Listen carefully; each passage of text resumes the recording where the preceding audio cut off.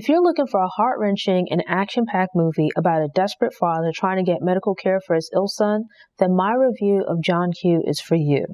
Hi, and thank you for tuning in to Noir Histoire. I'm Natasha, and in this episode, I'll be discussing the movie John Q. I was familiar with the concept and overall story of John Q, but had somehow never actually seen the film before. When I sat down and started watching the movie, the beginning, which shows a woman dying in a car crash, was a bit jarring for me.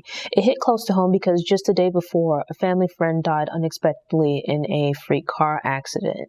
The circumstances of the crashes were different, but the results were the same, a person losing their life. So I was already in my feelings, and it didn't get much better as the film went on. From the start, I love the family dynamic within John Q because portrayals of solid Black family units are a pretty rare occurrence. It's a common occurrence in real life, but music, television, and movies rarely show families with two unambiguously Black parents that aren't wallowing in dysfunction.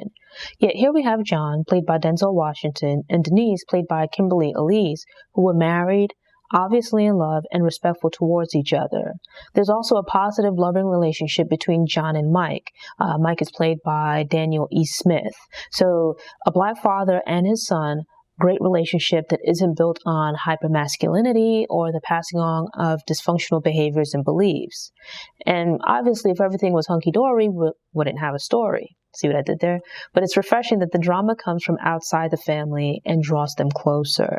Death is a difficult thing to come to terms with, but at least in situations with older people, we can somewhat console ourselves with the idea that they had an opportunity to live and hopefully enjoy life. I don't think most people are hoping for or happy about anyone dying, but when people live to a certain age, and that number varies, we more readily accept the inevitable fact that they will eventually die. Adults dying from accidents, environmental factors, illnesses, or whatever else are sad, but after grieving, we usually learn to cope in time. Although we hope it's far in the future, we accept that as our parents' children, the day might come, or the day will likely come, when we have to bury our parents. It would obviously be difficult, but it seems like the natural course of life. But somehow it seems wrong for a parent to have to go through the experience of burying their own child. There's an unnatural feeling about a young child or teen being deathly ill and or dying. And the situation just doesn't seem to follow the natural course of things. So it's an emotional moment when this little boy who's so loved by his parents suddenly collapses while playing in a Little League game. And the tsunami of emotions continues as we watch a mother and father grapple with their son's very serious heart problems. That was difficult enough, but watching them try to make decisions about his plan of care, along with the added pressure of figuring out how you're going to pay for this care, which is likely going to be, is going to be tens of thousands of dollars, is overwhelming. It's like problems on top of problems. Unfortunately, it's a situation that many people are faced with daily, trying to navigate difficult, life-threatening medical conditions, the associated emotions and all of that, while also dealing with everyday life and difficult financial responsibilities. It doesn't help matters that John and Denise were already struggling financially before Mike gets sick. John's hours have been cut at work, and Denise, I think, was a waitress. So the two weren't on very solid financial footing. It varies between workplaces, but some healthcare policies differentiate between full-time and non-full-time employees by increasing premiums for non-full-time employees and or reducing their benefits or not offering them at all. So John's reduction in offers doesn't just affect his take-home pay, but also his healthcare benefits. Now, I'm a very healthy person, but I've had a few episodes of unforeseen illnesses that required emergency room and multiple doctor visits. So I know from personal experience how prohibitively expensive it can be to obtain medical care as both an uninsured and insured individual. Health insurance is one of those things where, insurance on a whole, it seems like a begrudging expense when you don't need it, but you don't want to be caught in an emergency without it. The details of your health insurance coverage can be the difference between manageable bills that require little to no payment on your part versus finding yourself with a medical bill amounting to thousands or tens of thousands of dollars. For quite some time, debt related to healthcare and medical expenses was one of the leading reasons for bankruptcy filings. Like people just couldn't afford the medical bill, so they would end up filing for bankruptcy instead of having to deal with collections and all of that stuff. Some of these issues have been resolved or at least partially addressed through recent legislation, but things aren't perfect and problems remain. The reality is that an individual's ability to obtain health care, as with many other resources in society, is greatly impacted by their socioeconomic standing and knowledge of navigating the particular system. Now, with that being said, I'm sure some creative license was taken with regards to the details of how health insurance and hospitals work. So how they're portrayed in the movie versus how they are in real life. But I'm saying this several years after John Q was released, so things have likely changed in that time. As a matter of fact, things have changed in that time. Private hospitals, which the hospital in the movie appears to be, can turn away patients if they don't have the insurance or ability to pay for care, but that's generally true only in non-emergency situations. Turning away a patient in an emergency, and especially a life-threatening situation, would violate the Emergency Medical Treatment and Labor Act, the EMTALA, which was enacted in 1986. Violation of the act could leave a hospital open to a lawsuit, especially if the prospective patient dies. So I honestly don't know how vigorously the law is enforced, but where John Q is likely quite realistic is that once admitted to the hospital and medically stable, although you might not be cured, a patient can be discharged if they're in a hospice type situation where there's nothing else that can be done, or if care can be continued at home on an outpatient basis. So on the surface, it might sound heartless, but regardless of mission, the business of any business is making money, and this applies to corporations, hospitals, nonprofits, and every combination in between. The reality is that hospitals have expenses like any other business, and part of how they generate revenue is being paid for services rendered. Insurance companies also operate along similar lines in the sense that they make a profit by generating revenue and controlling expenses. Having an insurance enrollee who needs expensive care, in this case surgery, would mean a payout from the insurance company to the hospital. And if the insurance company is refusing to pay for this very expensive surgery and the patient has no clear means for self-pay, moving forward with surgery would not be in the hospital's best financial interests. And that's the problem that John Q tries to address. The real possibility of situations where someone's life hangs in the balance because providing care and or coverage is bad for a hospital or insurance company's bottom line. So essentially it's like, you're trying to weigh someone's life against your need to make money. I've worked in positions in the healthcare industry, and while I might have to speak to patients or their family members, it's never been directly related to patient care. I've often heard the conversations before and after patients and family members have discussions with the medical staff about end-of-life decisions and weighing the pros and cons of medical interventions, and seeing the wins and recoveries are great.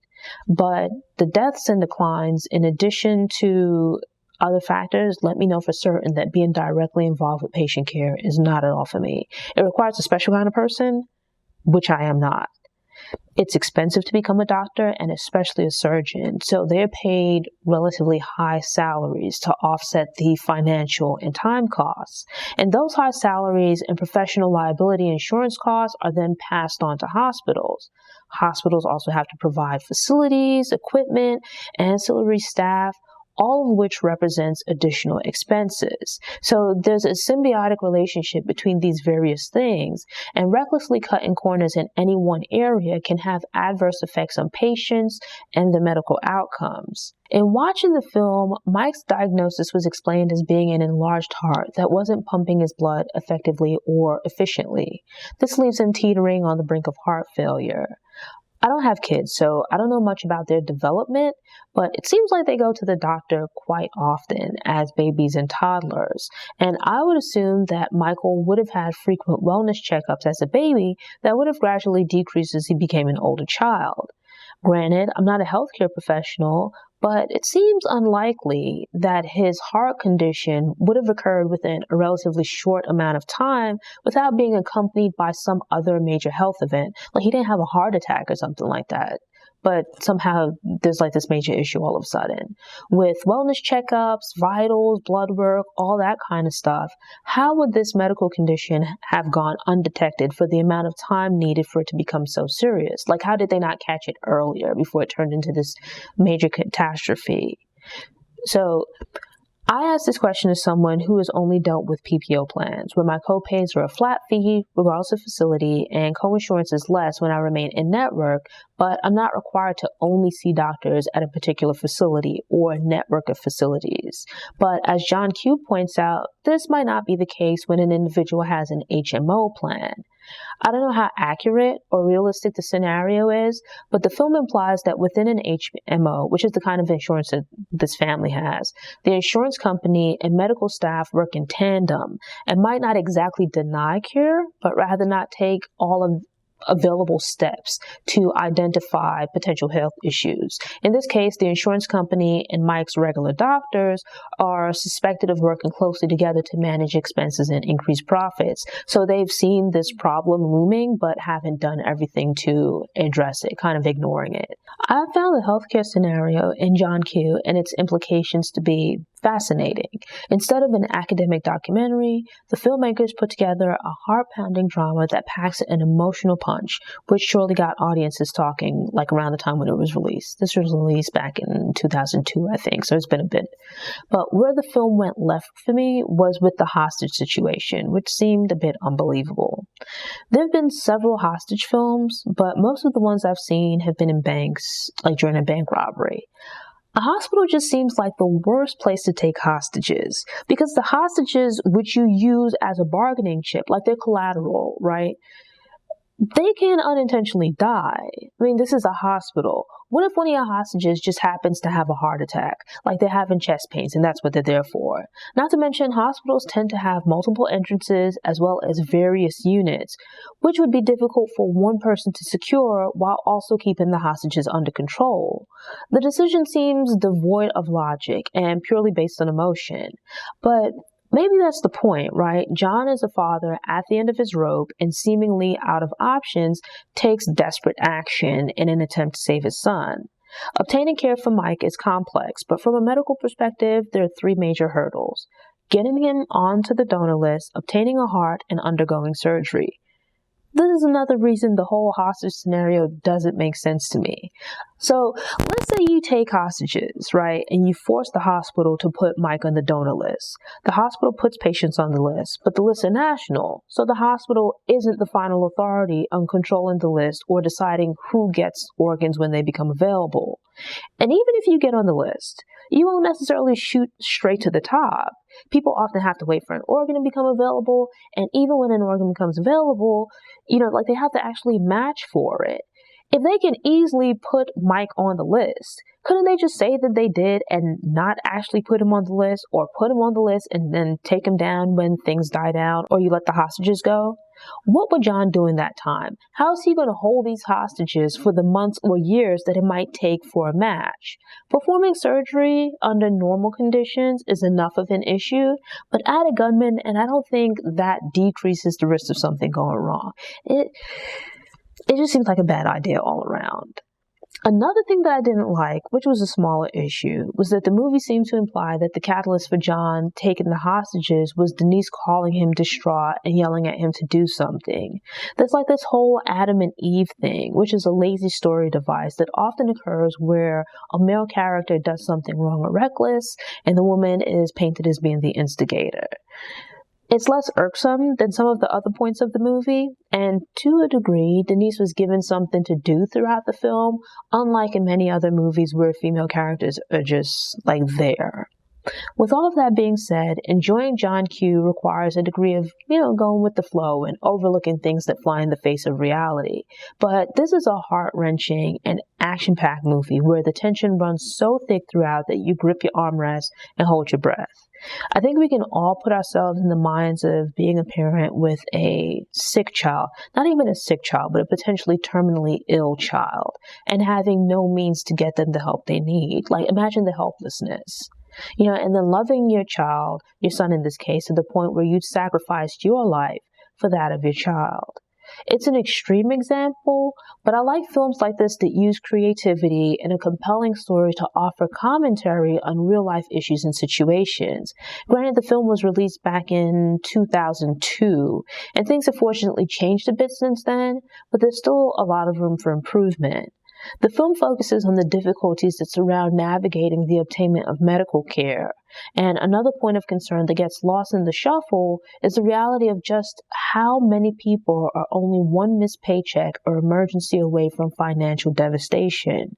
Early on, John Q briefly touches on how John's reduction in work hours affects all of these other areas of his family's life. Yet that becomes less of a factor when Mike's health issues emerge. There have been countless movies and television shows about people and families struggling to survive unemployment, underemployment, and other work-related difficulties. I mean, that was basically the gist of Good Times, right? So I don't see it as a drawback that John Q didn't zoom in on that particular issue because it's been done before. But I think it's still a good conversation starter for discussing how these obstacles in life and financial emergencies tend to beget more obstacles and financial problems. Outside of the movies that I review for Noir Histoire, I enjoy thrillers and action movies about mysteries, espionage, heists, bank robberies, etc. But I was surprisingly stressed when the hostage part of John Q began. It's like a car accident where you don't want to watch, but you can't help but watch. And like I said, not all of the points of the film make logical sense. You'll likely walk away with more than a few questions, but that's part of what makes it an entertaining movie and one that I recommend checking out. Thanks for tuning in. Show notes are available on the Noir Histoire website via the link in the episode description. If you enjoyed this episode and want more movie recommendations, subscribe to the channel, click the notification bell, and check out my movie review playlist.